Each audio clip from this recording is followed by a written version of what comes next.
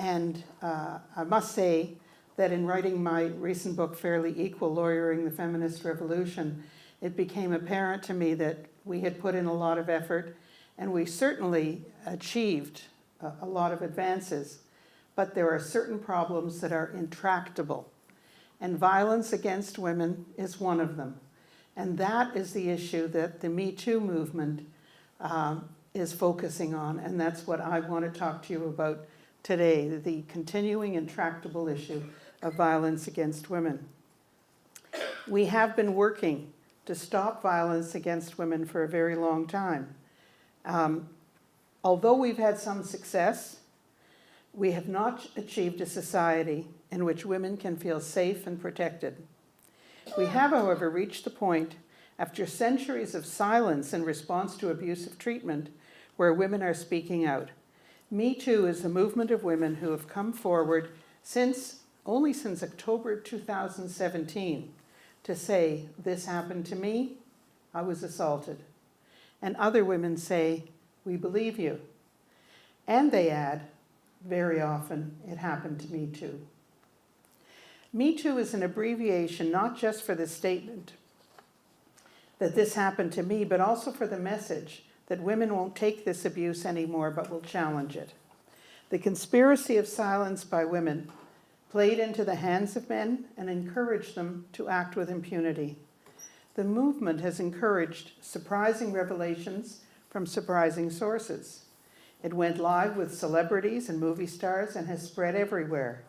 Even nuns were not safe in their convents from predatory priests, a fact now admitted by Pope Francis.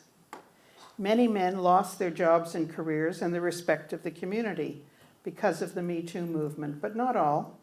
Brett Kavanaugh did get his Supreme Court appointment, just like Clarence Thomas did in 1991, even though in each case a woman spoke up about abusive treatment by these men. In my over 40 years of feminist activism, I would never have imagined in my wildest dreams the possibility that women en masse would speak up against sexual assault and harassment, that the allegations would be dealt with in many cases swiftly and firmly, and that men could no longer count on avoiding retribution for behavior that they and their enablers once shrugged off.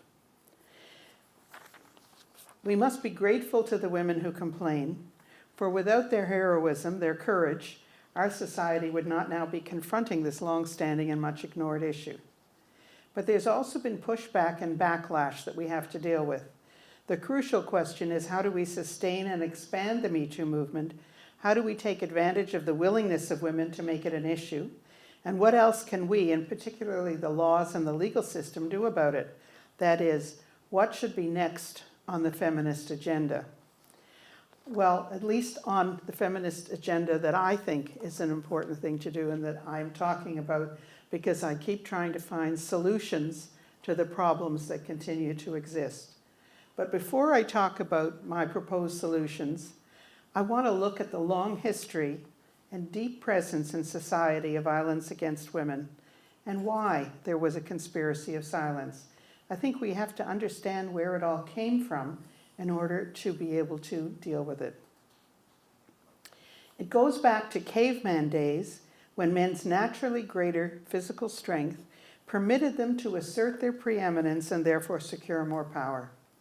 As it evolved, the man had full control in fact and in law, and the woman was dependent and subordinate, and as a result, some thought inferior. A woman had few legal rights. For most of history, she could not own property or inherit it.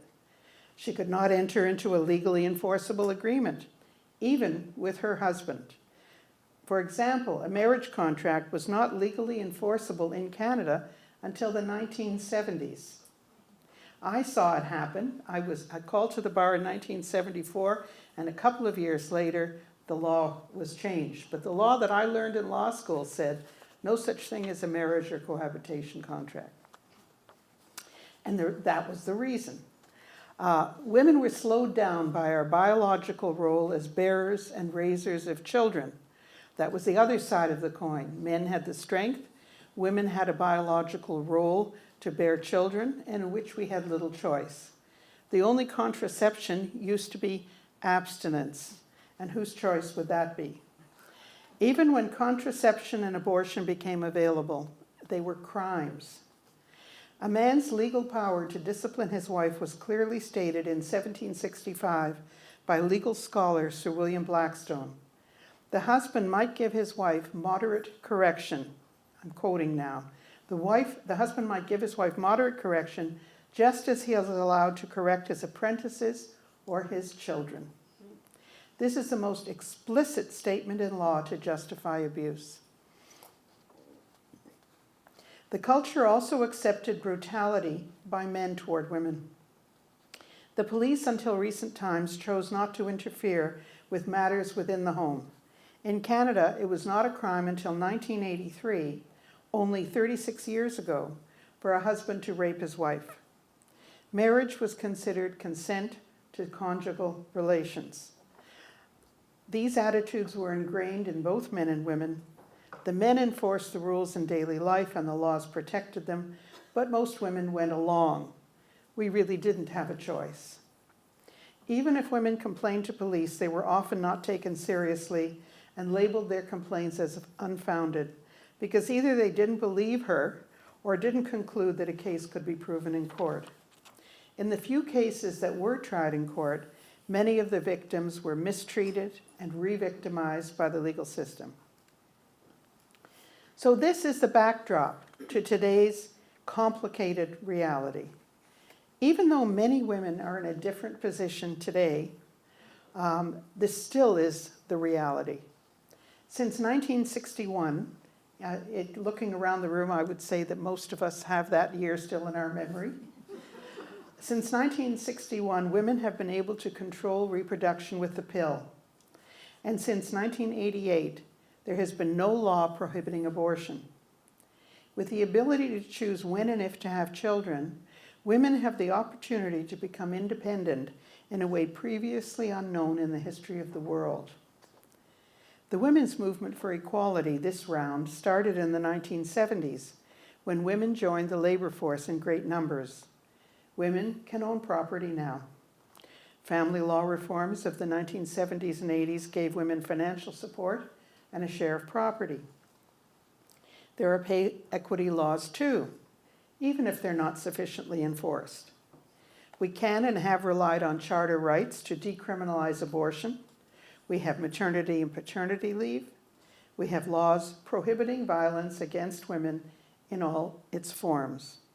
So we have many laws in place, and yet the problem is still intractable. Despite these laws and the changes in society, it has been challenging to make real change. Just look at the statistics and the public attitudes they represent. The very first study of abuse in Canada against women took place in 1980, that recently, again, within all our memories. 1 in 10 married women in Canada, about 500,000 women, were battered by their husbands every year. There was little help for these women, that's 1 in 10, whether from police, doctors, shelters, or crisis centers, or the law. The very first shelter for women survivors of intimate partner violence, Interval House, was founded as recently as 1973. And of course, there are others now as well. In 1982, Margaret Mitchell, one of the few female members of Parliament at the time, brought the issue to the floor of the House of Commons. She asked the Minister for Women's Issues what action the government planned to take to protect battered women. She pointed out that 1 in 10 Canadian husbands beat their wives regularly. But she could get no further after she said that sentence because of the laughter and the heckling from the male parliamentarians. They drowned her out. 1982. Canadian women were shocked to realize that men in power did not take the problem seriously, and this encouraged the efforts of the women's movement to try to change these facts for Canadian women. In 1994, a Statistics Canada report estimated that of the Canadian women who had ever been married or lived with a man in a common law relationship, 29% had been physically or sexually assaulted by their male partner. In 2002, Statistics Canada reported that 1 in 5 solved homicides had been committed within a relationship, and 4 out of 5 victims were women. And in 2003, Statistics Canada stopped collecting these statistics. I don't know why, but I do know that if the problem were taken seriously, StatsCan would not have dared to do that. Let's jump forward to today's statistics, which continue to highlight the extent of sexual violence against women, perpetrated mostly by the men closest to them. A new report was released in January of 2019 that a woman or girl was murdered, not assaulted, murdered, every 2.5 days in Canada in 2018. These were assaults from which women did not survive. The Canadian Femicide Observatory for Justice and Accountability, led by Professor Myrna Dawson at the University of Guelph, authored the report. So that's the background and the still horrifying statistics. And as I said earlier, there are laws in place, numerous laws to prohibit violence. Criminal laws against assault and sexual assault, laws against intimidation by threats, coercion, criminal harassment and stalking, and yes, murder. There are laws prohibiting defamation, cyberbullying, and hate crimes, including misogyny. And there are laws against sexual harassment, which has had a different history and is often blurred into sexual assault. So what do we do about it? And are there other ways to confront the violence toward women in our society? I want to look at it one issue at a time and start with sexual assault. In the criminal code, it's the intentional application of force to another person without their consent and for a sexual purpose, which includes what we have traditionally called rape. It is defined in law on a continuum. Sexual assault itself carries a jail sentence of up to 10 years. Sexual assault with a weapon, threatening, or bodily harm carries a sentence of up to 14 years. And sexual assault aggravated by life-endangering behavior can bring life imprisonment, at least in theory. Not sure if there's ever been a case where life imprisonment was applied. A 2017 StatsCan report revealed that 98% of sexual assaults reported to police were classified as basic assaults.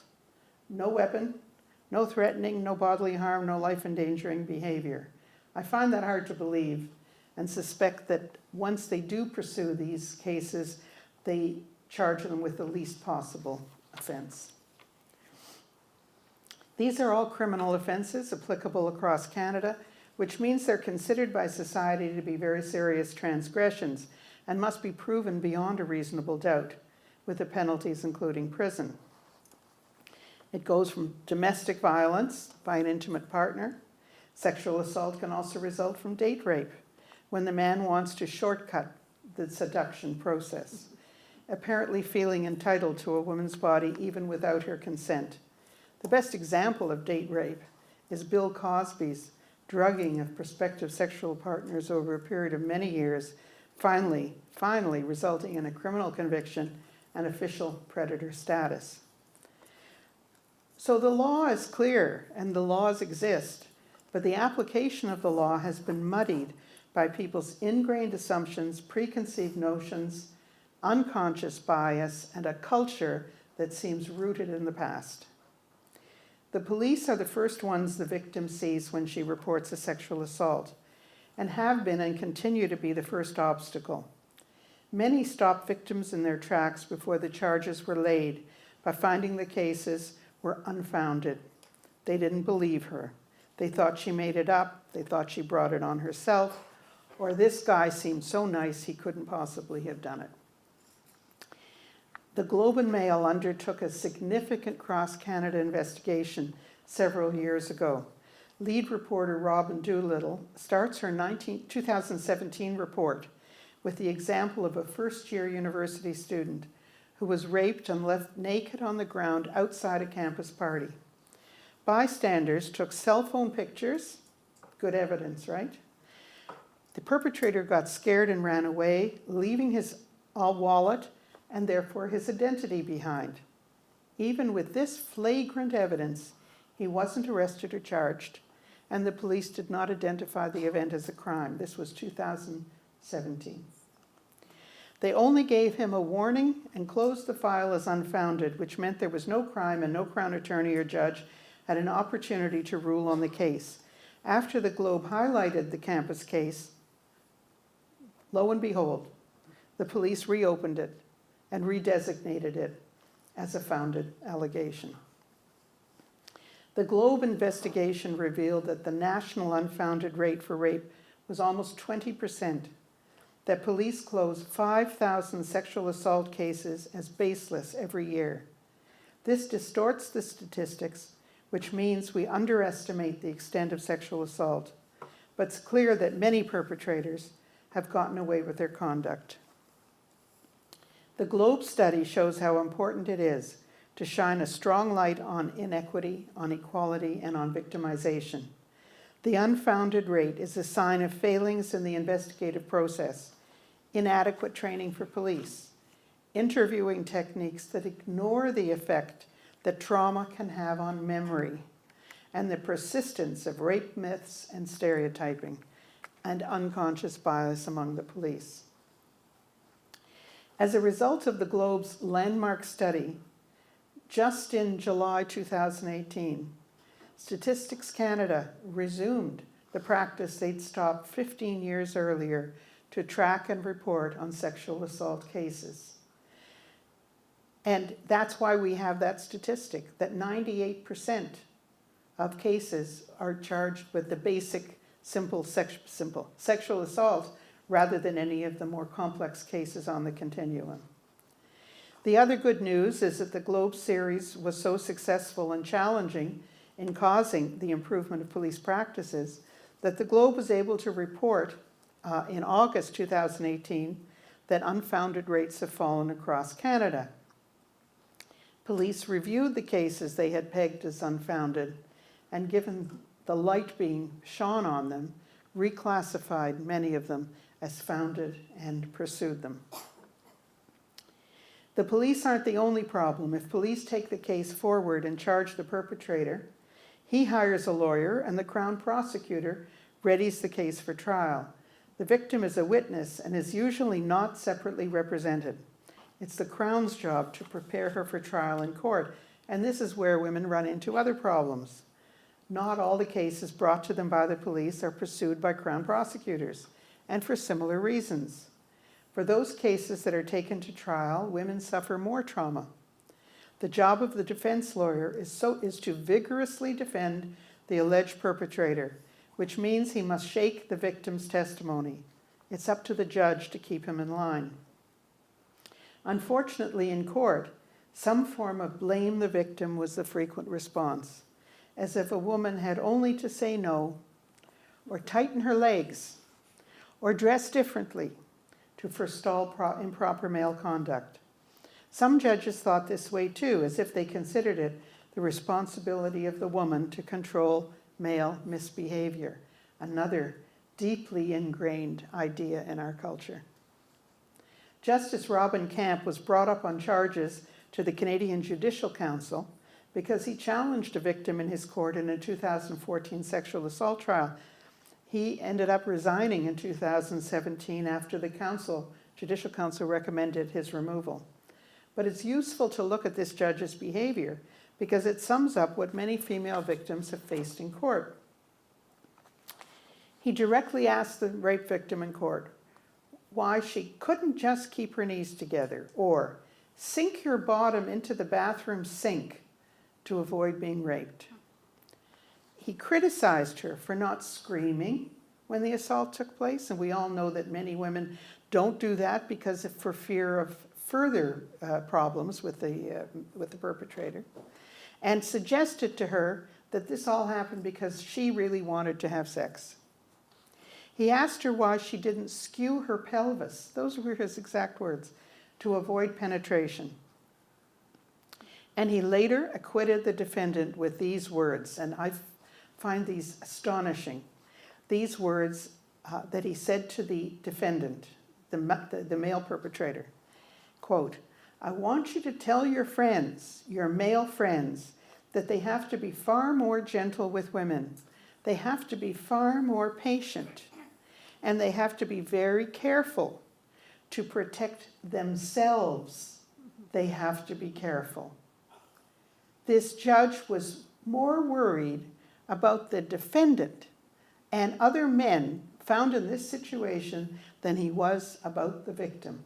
The idea that he would say to protect themselves, they have to be very careful.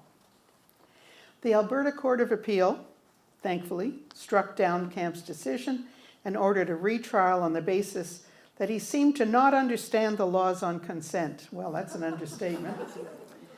And he used sexual stereotypes and stereotypical myths which have long since been discredited. In her recent book, Putting Trials on Trial, a law professor, Elaine Craig, berates the legal profession for adding to the trauma suffered by victims and not always following the laws in place. She describes the tactics of defense lawyers, and these are her words, aggressive, unrelenting, insulting, condescending, often illegal, and cannot be justified. She berates Crown prosecutors for failing to prepare victims for trial and chastises judges who fail to protect vulnerable complainants. So what I've talked about is the culture, the police, the lawyers, the judges. They all have a hand in applying the law. And in the end, I've saved the most troubling statistic, and that's to say that of all sexual assaults perpetrated, fewer than 1% result in a criminal conviction. Fewer than 1%. It's that serious. These problems persist. Excuse me a moment.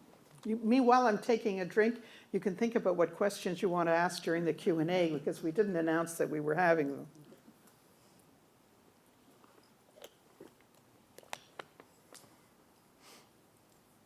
These problems persist despite the fact that sex role stereotyping was challenged by the feminist movement 25 years ago, and we successfully persuaded the government to improve the laws related to violence against women and how women were treated in court.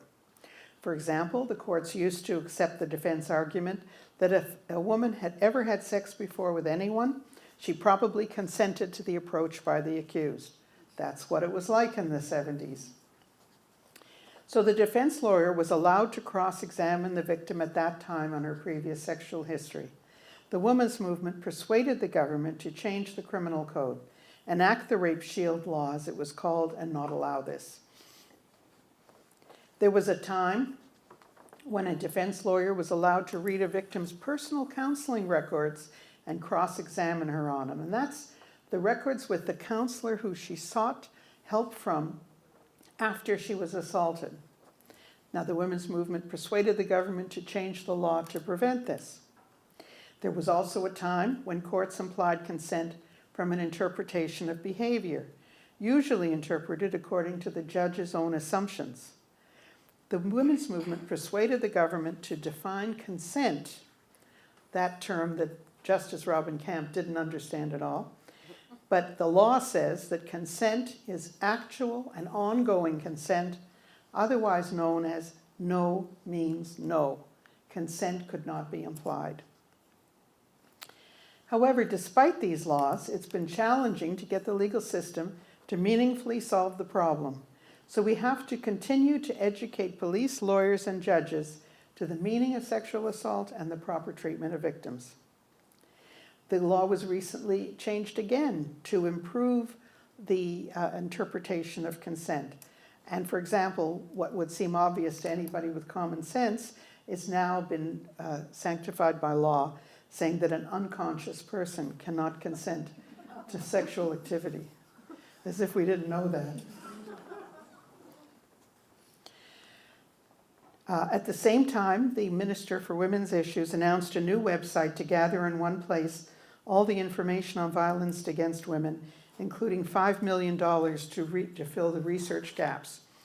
So, and the federal government increased funding by $50 million for projects and shelters. I'm not sure where that money's going or how it's going to be used, but it's certainly helpful.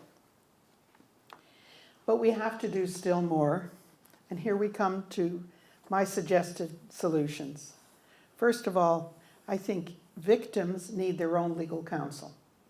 And they need their own legal counsel from the minute they report the abuse, the assault, to the police. They need to have that kind of help.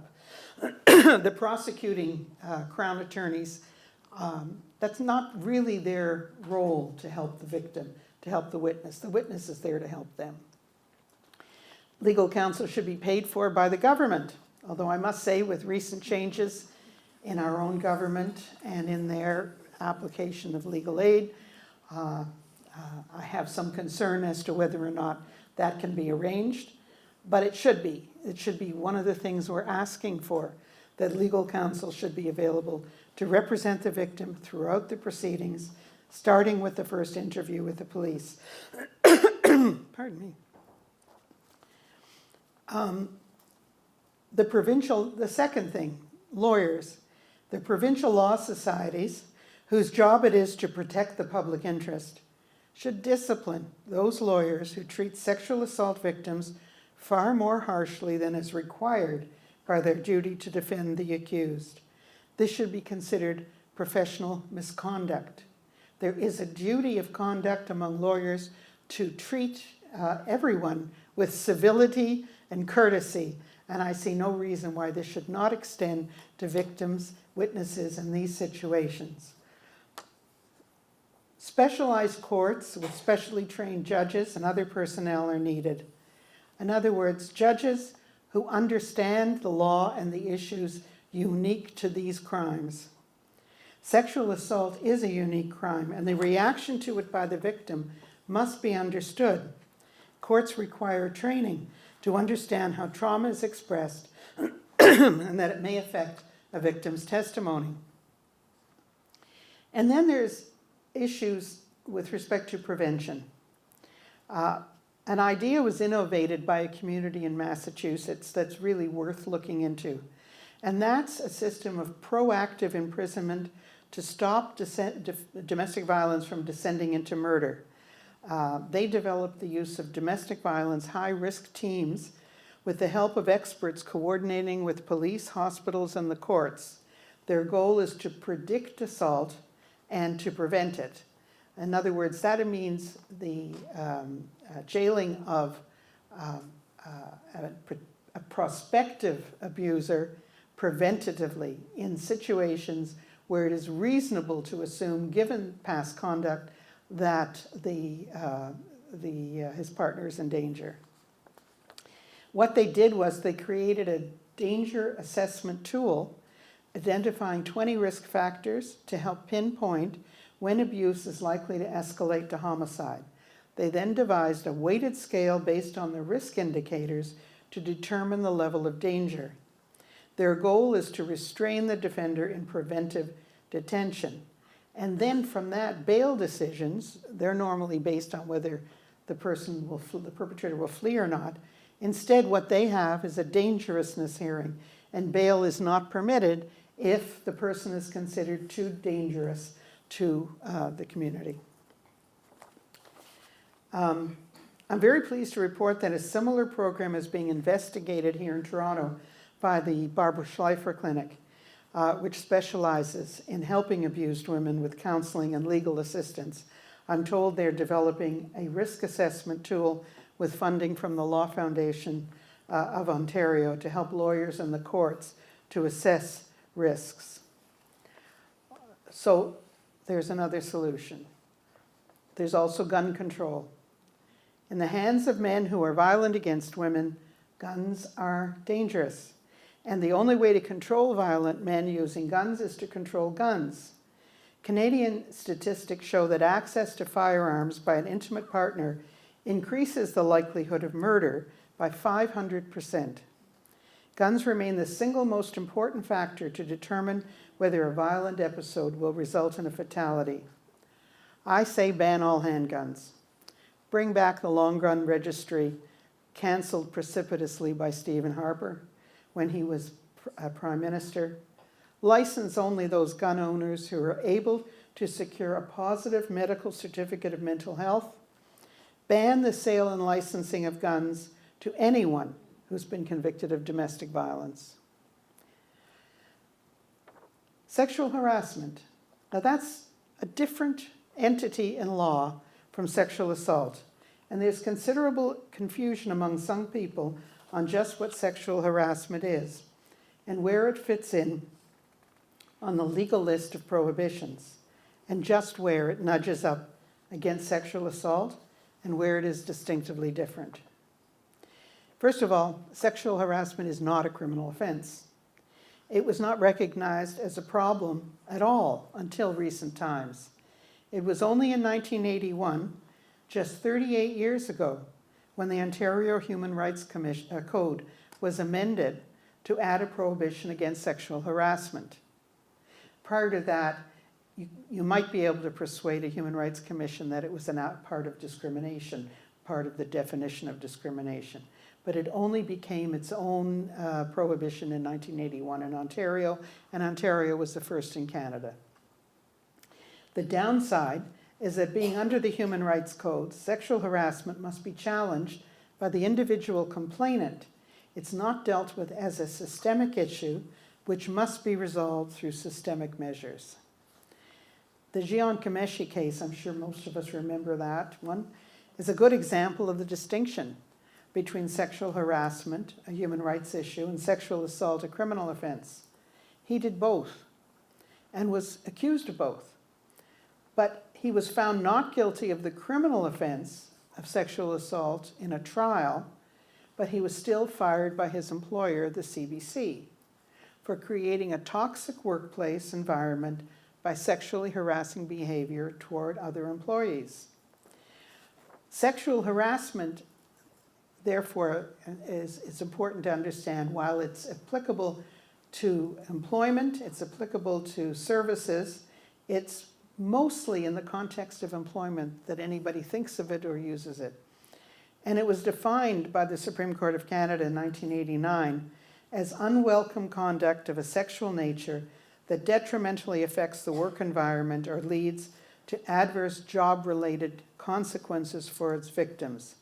There's often a power dynamic where a harassed person may be put in a position to lose her job if she refuses advances. So as it's evolved, the consequences are up to the employer because it's their responsibility to ensure there's no sexual harassment in their workplace. The remedy is the employer can fire a perpetrator because nobody's entitled to a job, especially if they have bad behavior, if the conduct fulfills the definition of just dismissal. But sexual harassment can escalate to be assault as prohibited by the criminal code. Is it harassment or assault when a man both asks a woman for sexual favors and rubs her back without permission? Just the act of touching is part of the definition of assault. In the strict definition of assault that I was taught in law school those many years ago, it's any unwanted conduct that can amount to assault. And this is how it's defined. A person commits assault when, without the consent of another person, he applies force intentionally to that person directly or indirectly, and or he attempts and threatens to do so. That word indirectly is a very important word, not much used or applied.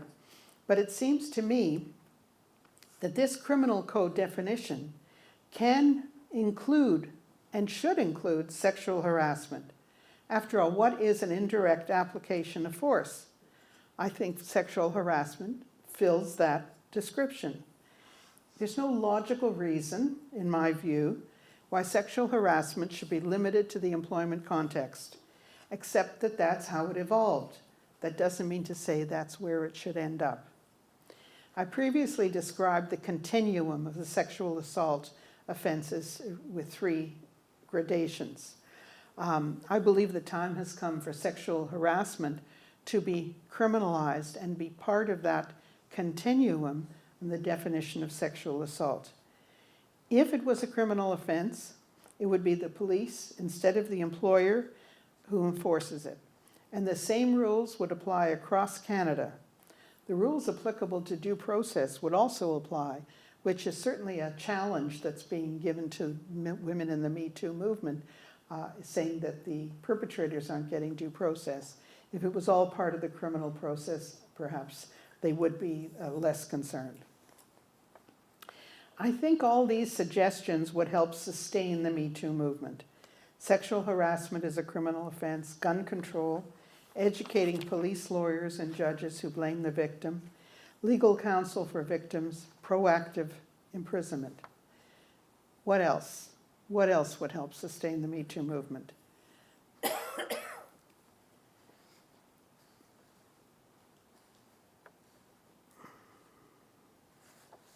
I think I've already said that it must be seen as fair to both sides, which is why using the criminal code and due process would be of assistance.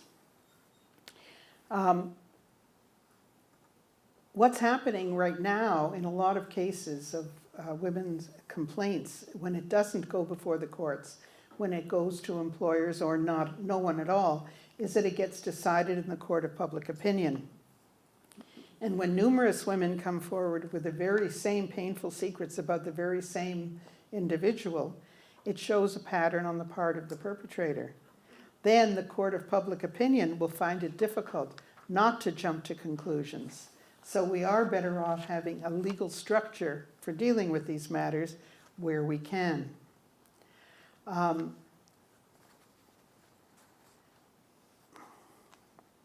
You can't say these men didn't know they were behaving badly. Why else the contrived way to maintain secrecy and then use non-disclosure agreements to prevent the women speaking out? Surely it means they knew they were wrong. That's why sexual harassment should be a criminal offense. Another way to sustain the METOO movement, to avoid the pushback, is the issue of defamation. There are some cases where men are suing their accusers for defamation, especially if they do go to court and the case is not found against them. Or even if they're speaking out by online use and so on. I think that any woman who's going to be charging a perpetrator should understand the laws of defamation, which is one of the reasons she needs a lawyer right from the get-go. Women who suffer abuse need to understand how to protect themselves from these actions, and here's how to do it. You report the abuse only to the authorities within the legal system. If you report to the police and then tell what happened, all within the legal system that's set up for that purpose, you have absolute privilege against any defamation lawsuit. If you seek counseling and tell your counselor, you have qualified privilege. You may tell your immediate family, provided you tell them not to spread the story, or they might be in for a defamation suit themselves. If any of you recall the Bill Cosby case, I remember noticing how his accuser, the Canadian woman Andrea Constand, was never, as far as I know, interviewed publicly about the case at all. She only gave her evidence in court. And frankly, I thought when that was concluded that that was probably a very wise thing to do. She probably had very good advice, and as far as I know, she hasn't been sued for defamation, and even if she has, it's unlikely that it will be won because she has absolute privilege because she did everything within the court process. The other issue I want to deal with is of online abuse. And it's not being contained by our laws and by the people who enforce those laws. Increasing numbers of people are using nasty and often untrue comments, mostly on the internet, to defame others, and almost all of them suffer no legal consequences. This includes defamation against women politicians and against young women. Currently, a person defamed online must sue in a civil court. And while there have been a few cases where such abusers have been ordered to pay substantial damages, it's an expensive remedy. Defamation cases are tried by a jury, and the remedy is monetary damages, which have to be proven and then collected. I would like to see online defamation as a criminal offense, which it isn't now. It's only an offense if it happens, if there's defamation in newspapers, but not online. And we know that so much more of news, in quotes, is being used by the social media. There's no specific provision in the criminal code prohibiting online bullying, called cyberbullying, which can be another type of sexual abuse. This should also be added. There's a law against criminal harassment or stalking in physical person, but there's such a thing as criminal harassment and stalking online, and this should become a criminal offense. Misogyny. Now, for those of you who haven't lived it, misogyny means a dislike of, contempt for, or ingrained prejudice against women. Since 2017, the public expression of hatred against women has been considered in law as a hate crime. This is thanks to LEAF, the Women's Legal Education and Action Fund, for its persuasive efforts to get the government to implement it. But it doesn't include online misogyny, and online misogyny should be against the criminal law. When you think about what female politicians have had to cope with all the online abuse they suffer, there should be a law against it. I have another thought that may make it possible to enforce these new rules if we can persuade government to enact them. To make the laws effective, I would not allow anonymity on the internet. People should be identified by their real names, and so if you're going to sue them or challenge them, you know who they are. People shouldn't be allowed to hide behind names that are made up. I see it as a major problem that much of social media content is anonymous. It's the anonymity that encourages trolls and reduces the possibilities of finding and penalizing cyberbullies. Even if you wanted to sue, you wouldn't know who to sue when people use made-up names, and it also makes them feel free to say whatever vitriol they choose. I feel strongly that everyone who writes on social media or anywhere on the internet, including comment section and newspapers, should use their real names. Companies who manage the internet know who their customers are. Now they must ensure we also know. And it's my belief that if this were accomplished, we would be more successful in preventing and dealing with online crimes. Now, I know the federal government is talking about regulating the social media companies themselves to prevent abusive material being promulgated on social media, and this is very welcome. But I still feel that individuals must be regulated.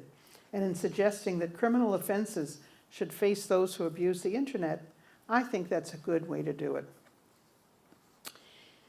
It's always been also time to fund properly the shelter movement, which was there for women when no one else was.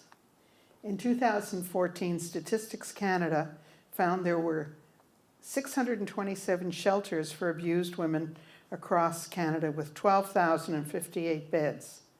During this time, they reported 60,000 admissions of women, and 78% of them were there for reasons of abuse. However, a survey recently conducted by the Canadian Network of Women's Shelters showed that on a typical day, 416 women and children sought shelter to escape violence, and 73% of them were turned away because of lack of resources and capacity. Now, that's a survey done by the shelters themselves, and they know what they've had to do. We need a well-funded national strategy to deal with this. And funding should be embedded, in my view, in the infrastructure, so it can't be canceled at the whim of any new government that comes along. That's a real dream, real dream. We also have to face the fact that because of the METOO movement, more women are coming forward. Therefore, more women are seeking counseling, more women are going to shelters, and there's more demand for services. So that's the other side of the METOO movement from the victim's perspective. Now, on that point, the Ontario Coalition of Rape Crisis Centres reported that they now get 50,000 crisis calls a year, compared to 30,000 in 2009, just 10 years ago. So either people are speaking up more, or there's more of a problem, or there's as much of a problem. I don't know. But it's still something serious that has to be dealt with. So I've demonstrated ways in which the legal system and its laws can be improved from my perspective.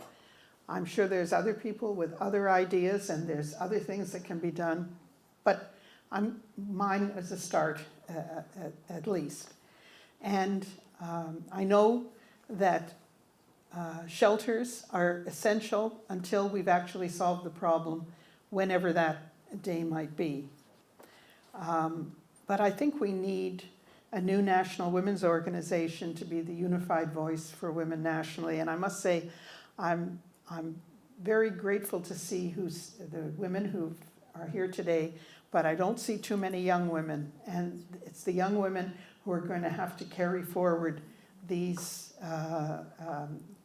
challenges and find solutions for them. And one of the ways, I think, is a national women's organization that speaks out for all women. Anyway, let's think through the solutions and work together to achieve them. It is time, don't you think, to stop the violence. It's time to treat women with respect. It's time for equality goals to include strong and determined solutions to the violence being perpetrated against women. It's time for the legal system to protect the victims and punish the perpetrators. It's time for existing laws to be enforced and for additional laws to be enacted. It's time. Thank you.